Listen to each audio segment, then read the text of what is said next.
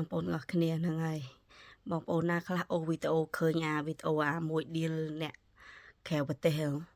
ហ្នឹងហើយខ្ញុំគ្រប់ពីគេមកភ្នែកនៅលឹបម្លោយណាក្តៅដែរតាណែមកស្រុកគេមិនពិតមិនបានមកធ្វើសភឹងទេវើយ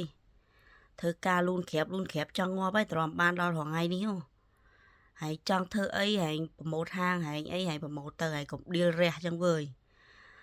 មានហាងមានអីដែរគួរតែយកខួរនឹងគិតផងកុំអត់ប្រើខួរពេកនិយាយឆ្លងកាត់ខួរនឹងហើយបងប្អូនណាខ្លះ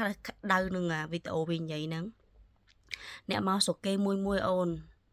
មិនចង់ហែងជីឡានមករយបានណាឯកសាររត់អីអស់រាប់ម៉ឺនណារំបានមកហើយកុំឌីលគេចឹងហើយបងប្អូនយើងឥឡូវហ្នឹងឆ្លាតអត់ចេះ share វីដេអូវាហ្មងឯងកាត់តយកទៅវាអត់បានល្បីអីចឹងវាល្បីតែមុខវានឹងតែបើអាចបងប្អូនបិទមុខវាទៀតយកតែសំឡេងវាទៅបានហើយកុំឲ្យវាល្បីវាធ្វើហ្នឹងវាធ្វើចង់ល្បីហើយតែបើបងប្អូនដាក់រូបវាទៀតដូចប្រម៉ូតឲ្យវាអញ្ចឹងកុំអីបងប្អូនឈប់ទៅមកអាកបីហើយស្អីឌីលឲ្យរះមែនលើក្រោយនិយាយឆ្លងកាត់ខួរអូនអូខេ